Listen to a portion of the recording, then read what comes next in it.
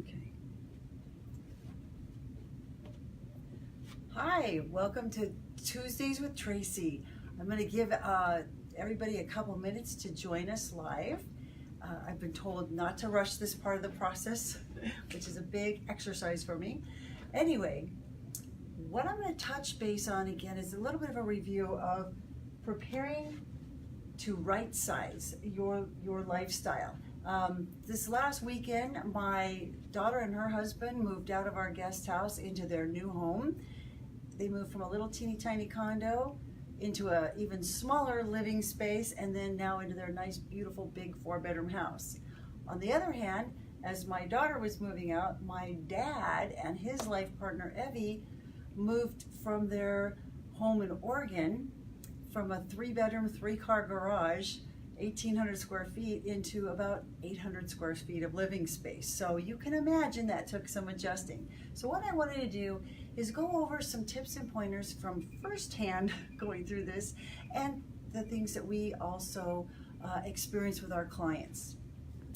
So when you're getting ready to right size your life, what I found that's really helpful to people is if they can right up front figure out what needs to go now. You know, sometimes people have furniture in their homes that they've inherited from their parents or other relatives, and they've just been hanging on to it because. One of the most important processes of moving for people is, what are they going to do with all the stuff? You know, it costs money to have it moved, it costs money to have it stored, and sometimes you can liquidate this stuff and get a little something for it.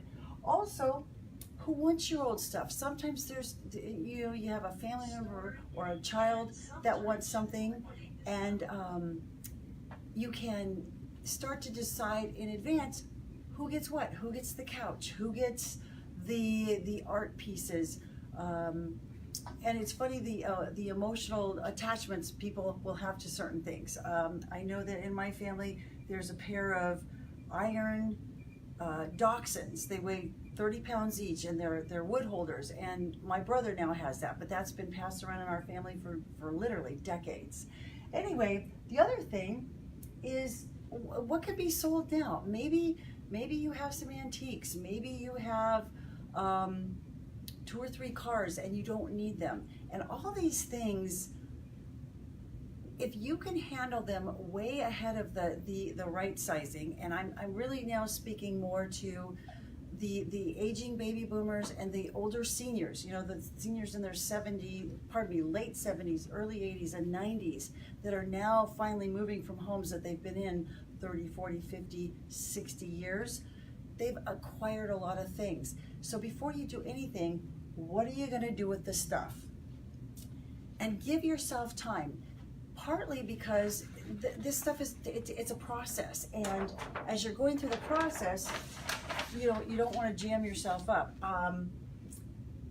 Getting the house ready should come after getting the stuff out, and a lot of times people try to do that reverse, and what I found is, if you lighten the stuff in the house, the process of getting the house ready goes much smoother. As a matter of fact, anybody that's interested, or if you have a friend, a family member, a relative that's getting ready to move in the next 6 months, a year, 18 months, because really sometimes that's how long this process takes, email me or text me, and I will send you this wonderful room by room inventory.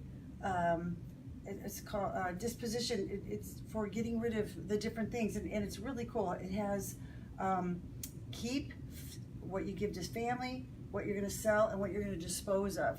And it's a really great thing. There's, 4 or 5 pages to this, and it's quite detailed. Anyway, so after you get rid of your stuff, there's more room to work on the house.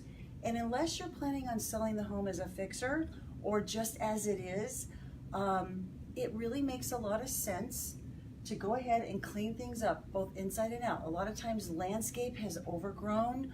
There's patio covers that it looks really beautiful with all that overgrown ivy or you know, the hydrangeas or grapes, the grape leaves are on it. But when you peel those back, you've got rotted wood. and that can translate into a lot of costs and repairs.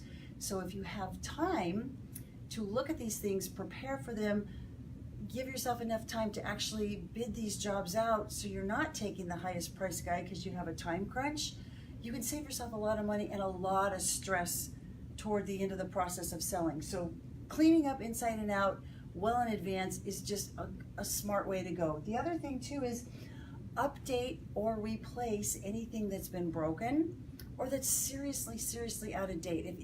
Well, some things now are actually back in style again. Right now, what are they calling this? Mid-century. So if you happen to have parents that have a house that was built in the 40s, 50s, or 60s, all right, some of that stuff might be cool again. But if you have things in the 70s and 80s, and not so much right now, and getting rid of old fixtures, old lights or faucets goes such a long way. And again, if you've given yourself time, you can get these things done for a relatively inexpensive cost, and it has a very high return when you finally get your house on the market. The last thing is paint and carpet.